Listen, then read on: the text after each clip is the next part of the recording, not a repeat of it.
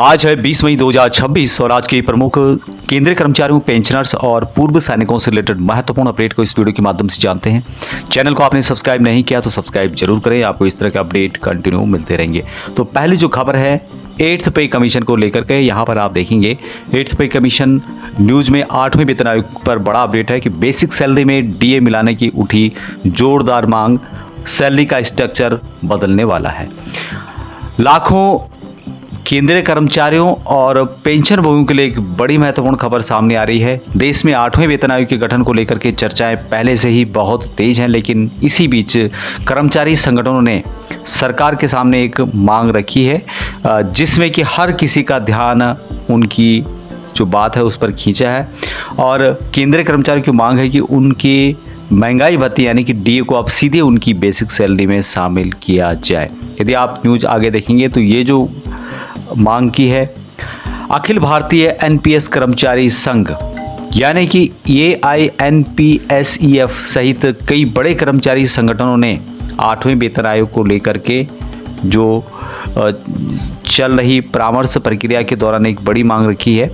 और कर्मचारियों का मानना है कि पिछले कुछ सालों से जिस तेजी से महंगाई बढ़ी है और जीवन यापन की लागत में इजाफा हुआ है, उसे देखते हुए अब महंगाई भत्ते को अलग से देने के बजाय संशोधित सैलरी स्ट्रक्चर का हिस्सा बना देना चाहिए। यानी कि सीधे शब्दों में कहें तो कर्मचारी अब डीए का बेसिक सैलरी में मर्ज चाहते हैं। अभी सरकार उनकी बात सुनेगी या नहीं सुनेगी, लेकिन उन्होंने यहाँ पर मांग की है और कई और संगठन हैं जिनके द्वारा यह मांग कई समय से की जा रही है। दूसरी खबर भी 8th पे कमीशन से रिलेटेड है और 8वें वेतन आयोग की बैठक शुरू, सैलरी पेंशन से लेकर के फिटमेंट फैक्टर और डीए मर्जर पर लेटेस्ट अपडेट है।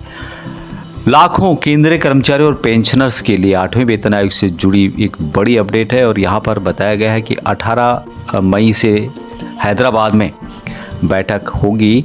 और ये जो बैठक है 8वें वेतन आयोग के अध्यक्ष जस्टिस रंजना प्रकाश देसाई की अगुवाई में आयोग की टीम 18 और 19 को हैदराबाद दौरे पर रहेगी। इस दौरान आयोग कर्मचारी यूनियनों, पेंशनर्स एसोसिएशन और विभिन्न केंद्रीय सरकारी संस्थाओं के प्रतिनिधियों से मुलाकात करेगी। और इन बैठकों में कर्मचारियों की जो मांगें हैं उन पर और जो सुझाव उनके द्वारा दिए जाते हैं उन पर विस्तार से चर्चा की जाएगी। पहला यहाँ पे है फिटमेंट फैक्टर 3.83 की मांग यहाँ पर की गई है। सबसे ज़्यादा चर्चा फिटमेंट फैक्टर की हो रही है। कई कर्मचारियों संगठनों ने इसे मौजूदा जो 2.57 है उसे बढ़ा करके 3.87 की मांग रखी है। अगर ऐसा होता है तो कर्मचारियों की बेसिक सैलरी में यहाँ पर बड़ा उछाल आपको देखने को मिल सकता है। दूसरी बात है कि 8th पे कमीशन से रिलेटेड जो न्यूज़ है जिसमें बताया गया है कि जो बेसिक सैलरी 18,000 से लेकर 69,000 बेसिक सैलरी की मांग यहाँ पर की गई है। कर्मचारी यूनियनों ने न्यूनतम बेसिक सैलरी जो मौजूदा 18,000 है उसे बढ़ा करके 69,000 करने की मांग रखी है। इसके अलावा वार्षिक वेतन वृद्धि 3% से बढ़ा करके 5 या फिर 6% तक उनके द्वारा बढ़ाने का प्रस्ताव रखा गया है। तीसरा है पेंशन और डीए मर्जर पर जोर। बैठक में पेंशन सुधार और महंगाई भत्ते यानी कि डीए को बेसिक सैलरी में मर्ज करने की मांग पर भी चर्चा हो रही है।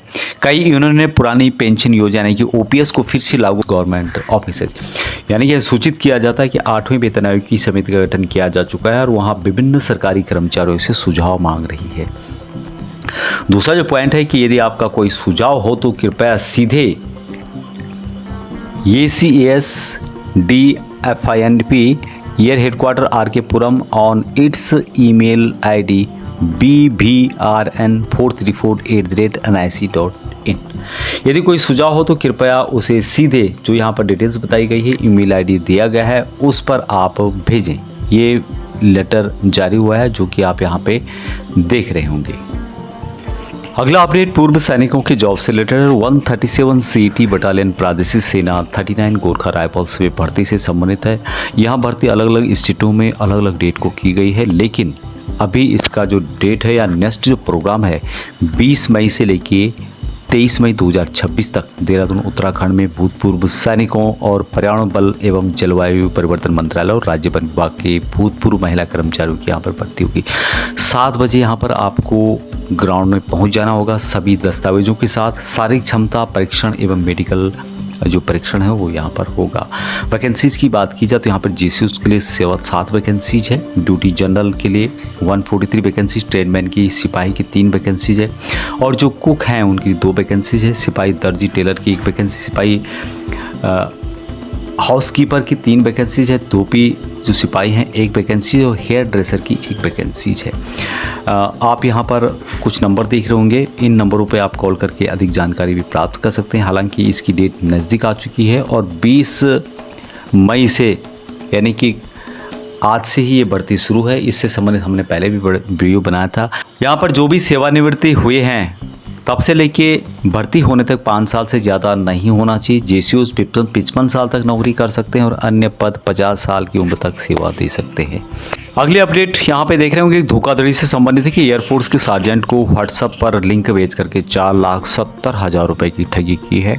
और ये लेटेस्ट अभी खबर है 16 मई की कि कांठा गांव के air force sergeant Kapil Kumar cyber ठगी का शिकार हुए और ठगों ने क्या कि उनके व्हाट्सएप पर एक लिंक भेज करके बैंक खाते से 4,70,000 रुपये निकाल लिए। शिकायत उन्होंने साइबर थाने में भी दर्ज की। हुआ है कि कपिल कुमार जो कि भोपाल में तैनात है और कुछ दिन पहले वहां रुपए यानी कि अमाउंट भेजने की प्रक्रिया जानने के लिए बागपत स्थित अपने बैंक शाखा गए थे। कुछ ज़्यादा अमाउंट भेजना था, वहां उन्हें मेरठ की शाखा में जाने के लिए कहा गया।